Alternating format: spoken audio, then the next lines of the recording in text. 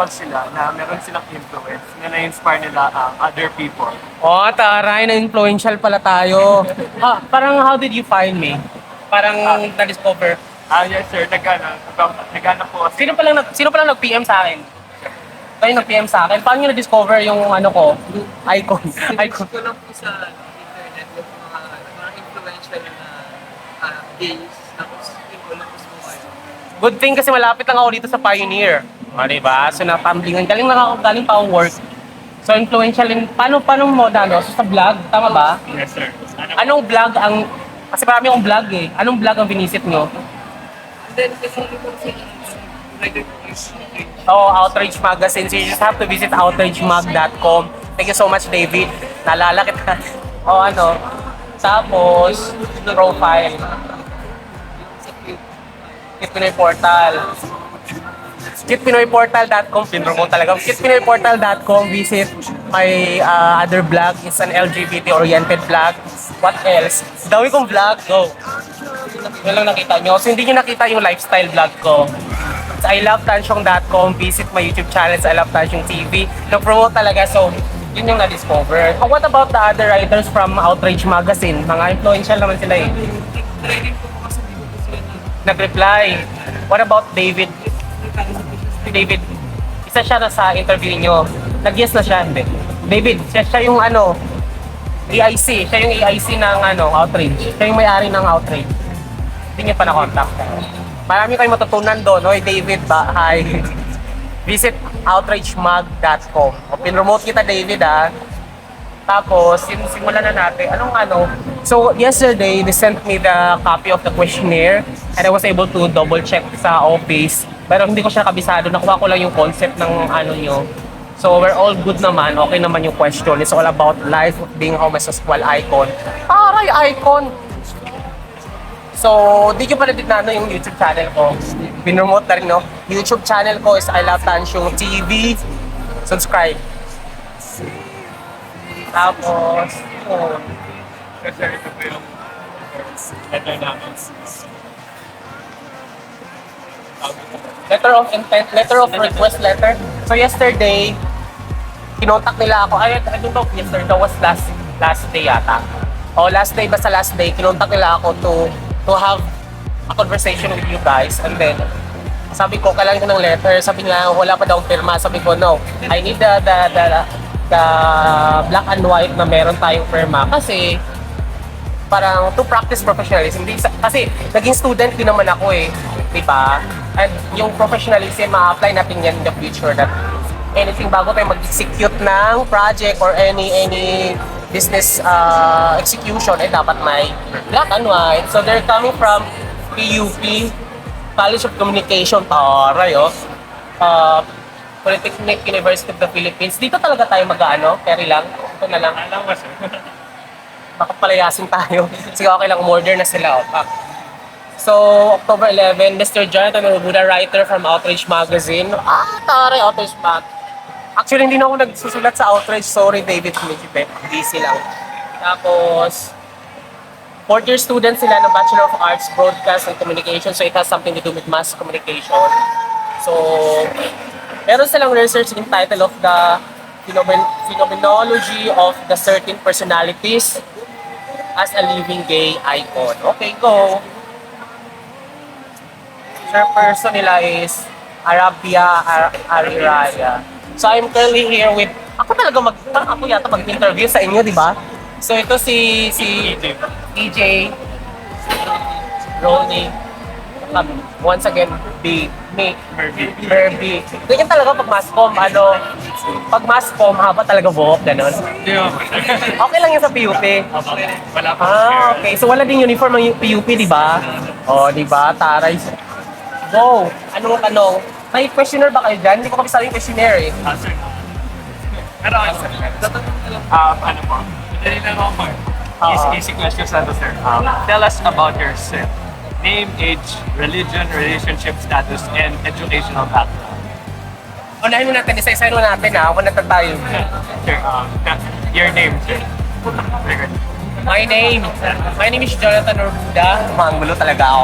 My name is Jonathan Orbuda. What else? Age. I would say it's Jonathan Orbuda. It's Jonathan Orbuda. Age. 29. Religion. Religion? Oh my God. This is a really difficult question. Paano ba? Born Catholic. Born Catholic. Sa birth certificate ko, born Catholic. Then I became Christian, born again Christian. And then, later on, paano ba? I'm no longer practicing religion because I don't believe religion anymore. I believe in God, but I don't believe in religion anymore. Di ba? Taray na question. Hi, sir. Your relationship status. Ha? Your relationship status.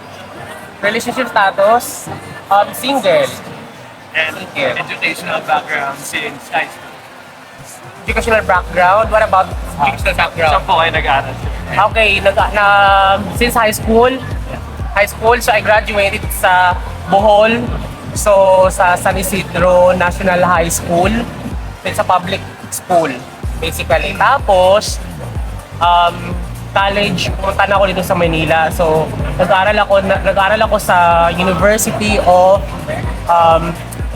Rizal System, Binangonan Campus. So, gusto ko talagang course nung una is psychology. Just that, nasa waiting list ako. So, kailangan ko pumatay ng na-enroll para makapasok ako. And then, paano ba? So, eto nakakaloka. Graduate ako ng Bachelor of Science in Business Administration, major in Economics. Kasi, yun lang yung konti yung pila. Charot. Di totoo, yun lang yung konti pila ang haba kasi na accountancy, mga sabi ko, okay naman. So, yun. What else? Kaya mo yan. Tell us about your daily life, sir. Your lifestyle. Paano kayo, paano yung pang-araw-araw niyo? Parang araw-araw na buhay. Is it safe? Depende, starting, anong araw, anong edad ba to? Dito, current na edad ko. Yes. Parang na buhay, at my age, 29, weekdays, papasok ako sa, kasi panggabi ako eh. So from 2 midnight, tao ba? 2 a.m. po hanggang ngayong oras, 11, 11 11 a.m. Nasa trabaho ako and then uuwi ako, so I have to spend like 1 hour sa biyahe. Papauwi, then papasok 1 hour din, so 2 hours basically nakukonsume ko sa trabaho, sa biyahe. 8 hours sa work, plus 1 hour lunch. Uuwi ako sa bahay, we're talking about weekdays ha. Uuwi ako sa bahay, mag-open ako ng PC, magbablog ako, tingnan ko yung current events kasi parang since vlogger ako and I'm a YouTuber din, dapat updated ako sa mga social media. So, I'm doing that for a living also, aside from my current job kasi I'm earning on that. Tapos, yun, so I have to spend kasi naka-Gantt chart lahat. Natatawa sila sa akin kasi lifestyle ko ngayon is very robotic. Lahat naka-Gantt chart. So like very thankful ako kasi dumating kasi on time kasi lahat on time. Very, very essential sa akin yung time kasi lahat ng movement ko is very crucial. Lahat naka-time kasi kung merong nasisira doon sa naka-Gantt chart kasi lahat ng naka-schedule lahat ng moves ko, kung may masisira ako dyan, masisacrifice yung tulog ko. Let's say 30 minutes for Twitter, 30 minutes for Instagram, 30 minutes for Facebook, and then 2 hours for YouTube, 2 hours for vlog. So yun, alternate ko yung ginagawa kasi I'm maintaining 3 vlogs aside from Outrage Magazine. So yun, ginagawa ko siya mga 2 hours or 2 to 3 hours ko siyang ginagawa. Tapos, yung pagkain ko, 15, yung lunch ko is 15 minutes lang siya. Ligo ko, 5 minutes. Lahat naka-program, lahat ng ginagawa ko. Toothbrush ko is like 2 minutes. So, hindi na ako nagluluto ng bahay. Very fast-pacing yung lifestyle ko. So, what else? Tapos, matutulog ako, 5 hours is good enough. 5 hours. Igising ako 1 hour before ako alis ng bahay para mag-prepare para sa sarili ko. Then, punta sa work. Then, yun yung ginagawa ko every weekdays. Then, every weekend sa off ko, yung naka-Gantt chart din lahat yan. lahat ng ano, let's say, kung meron akong i-review na product, pupuntahan ko yan, or meron akong pupuntang event, schedule na siya, or kung may project akong gagawin, let's say, mag-edit ako ng video for my YouTube, pag nakaano na siya for like half day, then while doing my laundry. Tapos, alam kong naka-disclose lahat, di ba? Tapos, ano pa ba? Yun, natutulog ako, yun pa rin yung routine ko. More on online talaga, more on online kasi I have to maintain, kasi nga sabi nyo nga, naging influential at gay icon ako, so I have to maintain my followers and also my readers. Kahit kukunti lang sila, but I'm focusing on the content, so kaya medyo ayun, binabalance ko pa rin yung work ko and then balance sa life ko outside kasi hindi naman pwedeng mawalan ako ng work and then wala lang yung magbabayad ng bill ko at the end of the day. So yun. Okay, so sir, tell us your life story as a child. Okay. Ano na ulitin mo nga? Tell us your life story as a child. Tell us my story about my childhood. Paano ba? Yun nga, I grew up sa Bohol. Paano ba? Okay, sa childhood, lumaki ako sa lolo't lola ko. Kasi yung mother ko, parang she left me sa grandparents ko, and then I grow up from elementary to high school. Doon ako sa province Sagara sa Bohol, and then moving forward, nung college na ako, kinuha ako ng stepfather ko para dito na ako mag-college. So, ayun. Childhood, ano pa ba? Details ba yan? Details? Ano po? Kung anong triggering factor, paano ko naging baklain ba yun? Yes, ano po. Ano bang assumption natin dyan? Kailan niyo po na-realize, sir, na ano po? Okay. Kailan na-realize? Paano ba? Okay. Kasi sa ano kasi, I don't know if I have to discuss you the soge. If ko lang alam yung soge. Alam ko ba yun? Oh, okay. So, I don't know if this is necessarily sa part ninyo. But, nung bata pa kasi ako, natandaan ko kasi lahat kasi ng mga tsahin ko, lahat kasi magkakapatid sila is walang babae. Puro sila lahat ng lalaki. Lahat ng tsahin ko, puro sila babae. So ako lang yung nag-isang lalaki na apo, so ako yung kinonsider nila na anak na lalaki. So natandaan ko kasi dati nung bata ako, parang also pa dati yung calendar girl. Parang gusto nila akong bihisa na gano'n, tapos parang ewan ko. Kasi nung bata pa ako, sumasayaw na ako eh. Tapos natuwang-tuwa sa akin yung mga tiyahin ko na mga puro babae. Tapos binibihisan nila ako na babae. Tapos parang, okay, calendar girl, Miss January, gano'n. So parang doon pa lang, parang sabi ko, parang pinapractice na nila ako na maging babae dati. So without the awareness about the gender, kasi bata pa naman ako, that was 6 yata. When I was 6 yata, noon 7. Also pa yung calendar girl. Tapos, nung elementary na ako, elementary ako, may expose ako sa mga babae, na mga kaibigan ko, si mga pinsan ko, mga babae, and then mas, ayun, may mga lalaki naman, kasi lahat, na-expose naman ako sa mga lalaki ng mga kaibigan. Kaso nga lang, mas marami kasing kaibigan akong babae.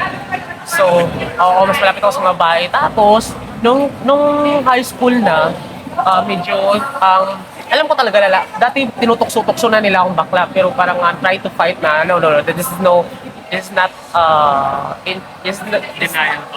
parang hindi to proportion doon sa nakalakhan ko, kasi doon kasi binubuli ang mga bakla that time sa province.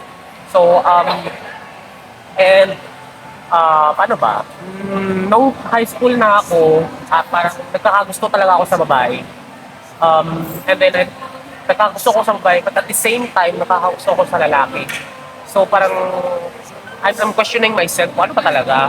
But nung high school ako, mas extreme yung pagkakagusto ko sa babae. Like, tapos nung pumunta na ako sa Manila, mas nag-trigger pa siya kasi, ano ba, kung nag-college na ako, medyo na-expose ako sa social media, na gay application. Then, parang, na-expose ako sa my first sexual encounter sa kapwa ko. So parang from then, parang nagkaroon ako ng comparison na parang this is my preferred sexual orientation and all the stuff. Sabi ko, okay.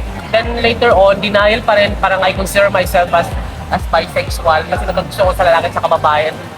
Parang naging transition siya into a gay. Parang ngayon, natanggap ko rin yung sarili ko na parang okay, na hindi talaga, parang I'm also homosexual, I'm straight, gay, And I'm proud of it kasi parang yun, maging icon nga, sabi nga nila is naging icon and I'm proud of it. Ganun. Yun. So sir, how about your ngayong may work ka? Do you still experience yung mga discrimination? Discrimination, maybe in a corporate setting. Kasi parang you have to wear this, you have to wear that. More on physical outfit, physical aspect, the expression or gender expression, yun hindi discriminate nila. But the gender orientation and gender preferences no longer a problem as of today. Pero kasi when it comes to gender expression of yung malapya ka or all stuff, there's a discrimination talaga. But then it's up to you on how to handle that. Kasi ako kasi, parang I'm confident enough. Hindi ko lang talaga, kasi ako naman yung interviewing nyo as my part, parang I'm no longer experiencing this discrimination kasi I'm not allowing anyone to discriminate me. Parang ganun eh, parang nasa tao lang din kasi yan eh. Pag halimbawa, ay bawal ba ka? Walang pakialam. Parang sabi ko ganun. I'm more powerful than you. Parang ganun. Pero it's discrimination will only arise if you allow it. Ganun kasi, ako, I'm not tolerating discrimination.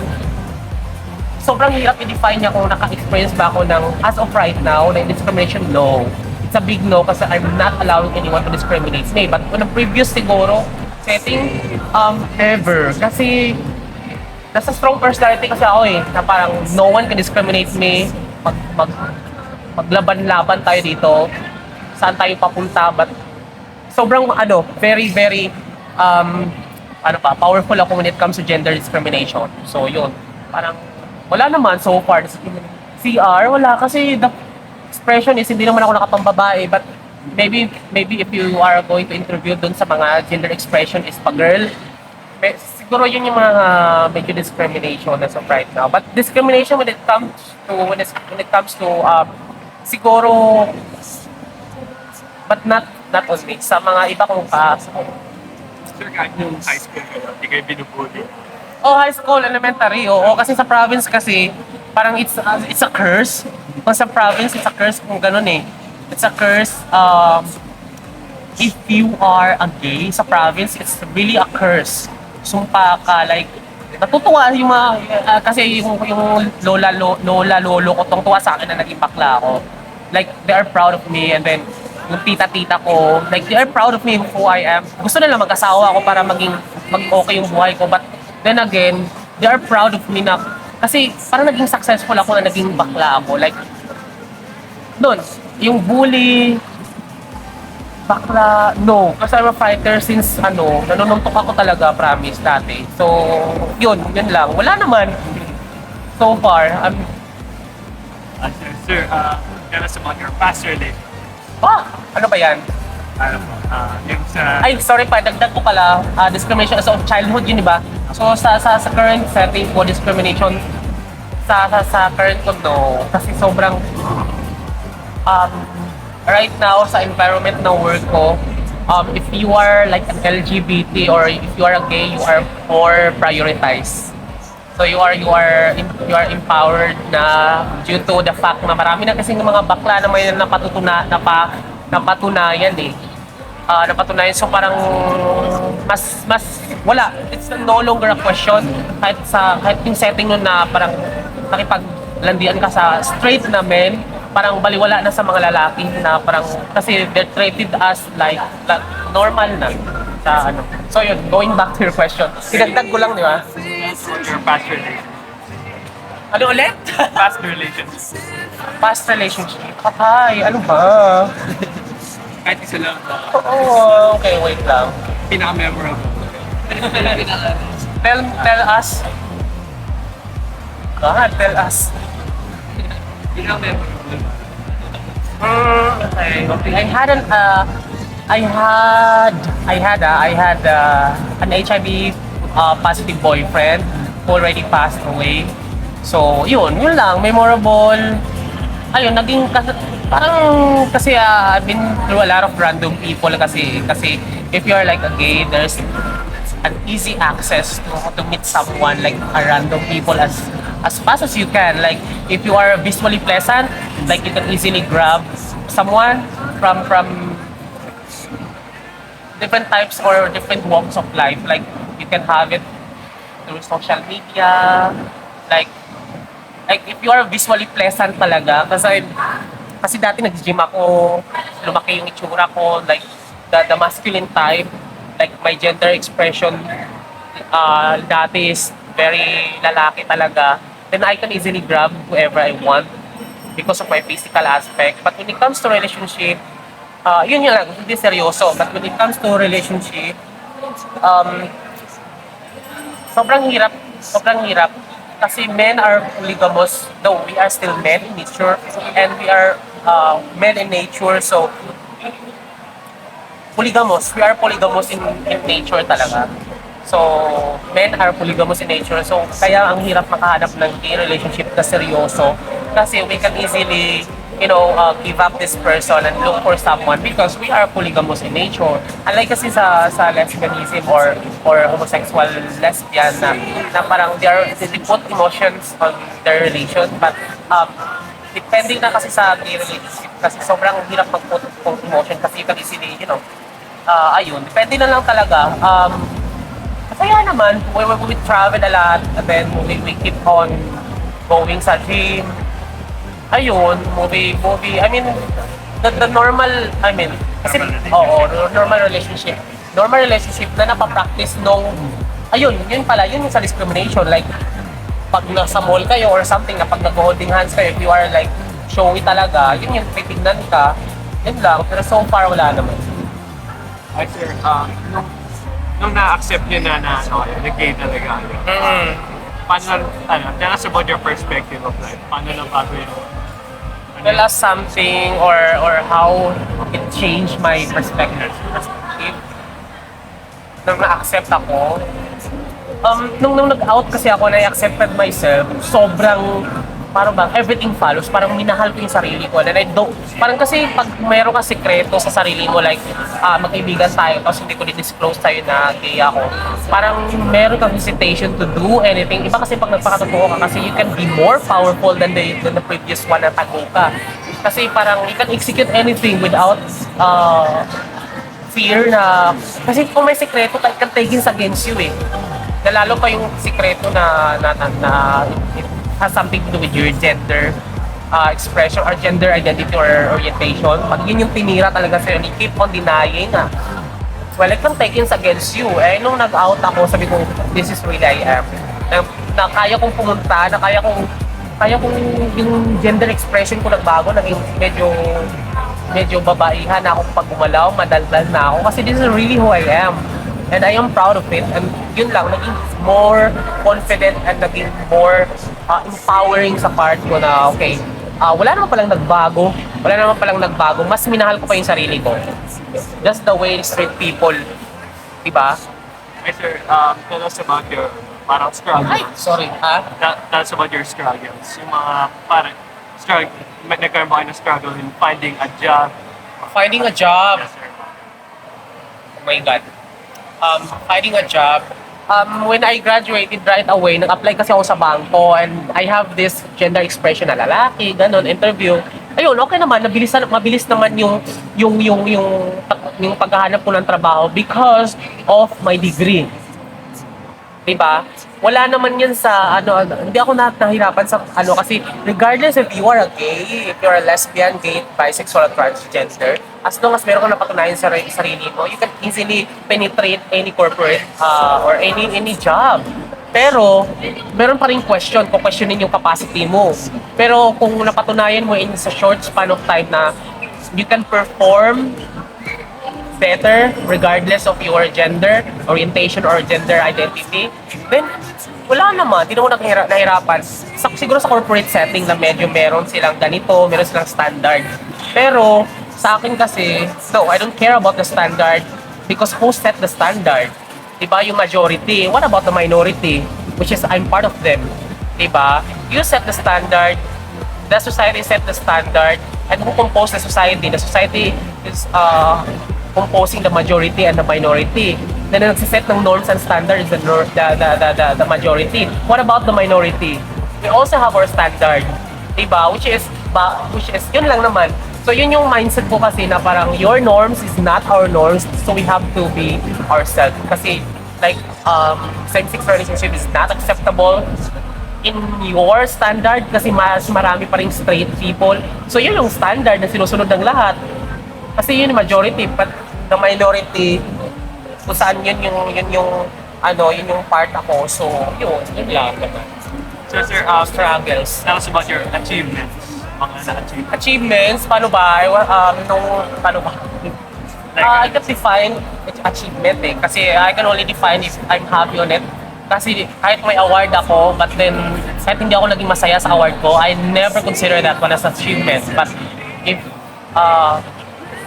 in the reality, parang achievement, I became part of a publication regardless na hindi ako naging mass communication. So naging publication, school publication. So the Pilar publication ng University of Rizal System Binangonan. And what else? Outrage. Yung sa Outrage, idol ko kasi yung yung founder ng Outrage, the way he writes those articles. So na-meet ko siya, then nagsulat ako sa Outrage, and then they gave me space para i-broadcast kung ano yung article ko. So that's also part of my achievement. But the vast or the gigantic achievement na fulfill ko is not my diploma, or it's not my degree. No. I mean the greatest achievement na nakuha ko is yung natanggap ko yung sarili ko as a gay. Yun yung achievement ko talaga. Tell us about your advocacy. Advocacy. Yes, sir. Tell us about my advocacy. My advocacy is to have a gender equality. Gender equality, and also to inform the people about what is LGBT is, and what is SOGIE, SOGIE, which is sexual orientation, identity and expression, kung ano yung kaibahan nito, kung ano yung pagkakaiba, kung ano yung definition, what else? Gender equality, LGBT rights, and also HIV awareness, because they keep on parang associating na if you're gay, it has something to do with HIV, which is no. Diba? It just happened na mas mataas ang gays na numbers na naging HIV, but bakit ninyo ini-associate yung HIV into gays? Diba? Yun yung part of discrimination din eh. One of the discrimination na I have to parang force my advocacy na parang we are all human. We can be a carrier of HIV. So like, di ba? That's also form of discrimination na parang ina-associate nilang HIV sa gay, which is nakakatawa lang. Alam nilang kung yung mga subculture na nagkaroon din nun dito ay hindi lang LGBT. So, nagkaroon lang ng ganun bad connotation, pero wala akong pakialam. Final is advice to others. Advice to others? Advice to others regarding what? Regarding po kung paano nila yung buhay nila. Para if you're gay, ano advice nila sa kanila? If they are still in the process of transition, or if Yes, sir. parang nasa closet pa rin sila. I had a lot of friends na may asawa na, and they are still inside their closet. So wala akong pakialam sa kanila. But the advice is that you really have to accept who you are. Kasi hindi ka tatanggapin ng taong bayan at kung sino mga tao nakapaligid sa'yo. Ikaw mismo hindi tatanggapin sa sarili mo. And you cannot earn confidence kung hindi mo tanggap yung sarili mo. Yun lang talaga. You have to accept who you are, embrace who you are. Kung ano mo yung gender preference mo, if you're a bisexual, gay, lesbian, transgender, kung ano ka man, you really have to accept who you are. Kasi walang ibang magmamahal at walang ibang tatanggap at magmamahal sa'yo kundi lang sarili mo. And moving forward, it follows your success, your achievements, your people, that the people will trust you if you yourself already embraced who you are. Yun lang. Okay, sir. Final request is picture na lang. Okay, go. Picture tayo. Ito tayo. Screenshot ko na lang. Isa pa. So there you go. Close ko muna. There you go, guys. Kakatapos ko lang ng interviewin ng PUP students, Communication College of Communication regarding the topic, the phenomenology of the certain personalities as a living gay icon. Taray, gay icon! So, okay, this is EJ. Ayun, mga ilang taon kayo? 19 no, bata pa, no? So, yun, aral lang tayo ng mabuti. Okay, this has been your vlogger, Joel Norbuda. Thank you so much. And of course, subscribe my YouTube channel, Alam Tachyon TV. My blog is alamtachyon.com, and also special mention to my LGBT-oriented blog, it's cutenoimportal.com, and also my beloved outragemag.com. Visit, like, subscribe. Thank you so much. Bye-bye.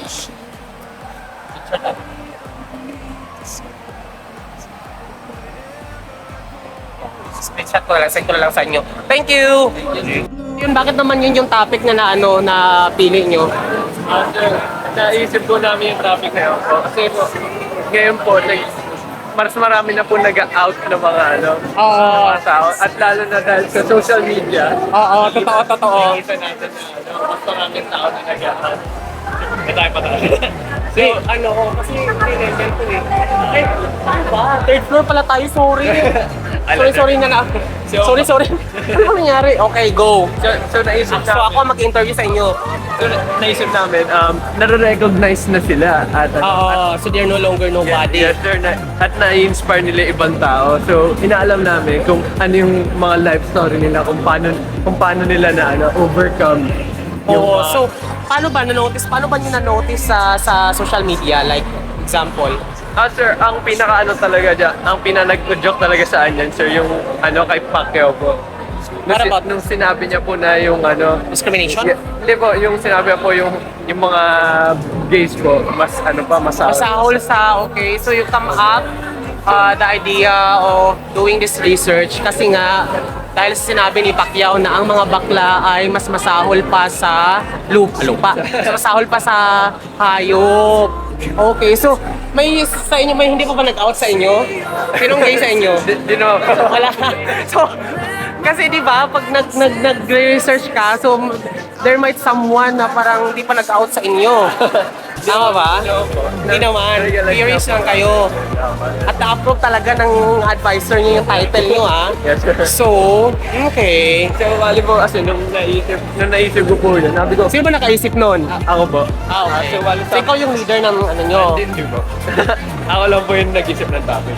Okay. So, So, nung naisip ko yun, sabi ko, pero marami namang mga gays na kaya nila yung kaya nila sa sarili at marami siya na-inspire na tao. napanood niyo yung Mr. Gay Philippines.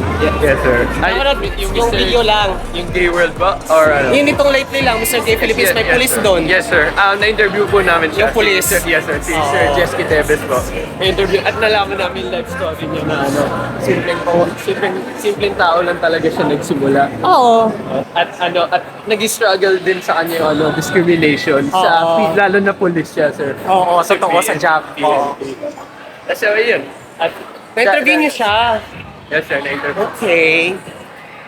Dapat nga po noong una, sir, si Boy Abuna, alam po, mahirap po yun. Oo, schedule. So, So, ayun. So, icon talaga tayo dito, di ba? Nakakaloka, nakakahiya. At nakita ako ng salesman doon. Tinext ako kung kailan ko nabibili yung TV. Tinext kanina. Sa loko. So, yun. Masaya naman. So, at least, di ba, mas panalo yung topic nyo kasi napapanahon. Yes, sir. Pwede ba makahingi ng book bind nyo? Hindi naman. Okay lang po. Kasi may PPM ko, ikaw. Ikaw ba yung ka-PM ko? So, pahingi ako ng ka-book bind. Dapat ganun ba talaga sa PUP, no? Uniform yung buhok. Nasa band lang po.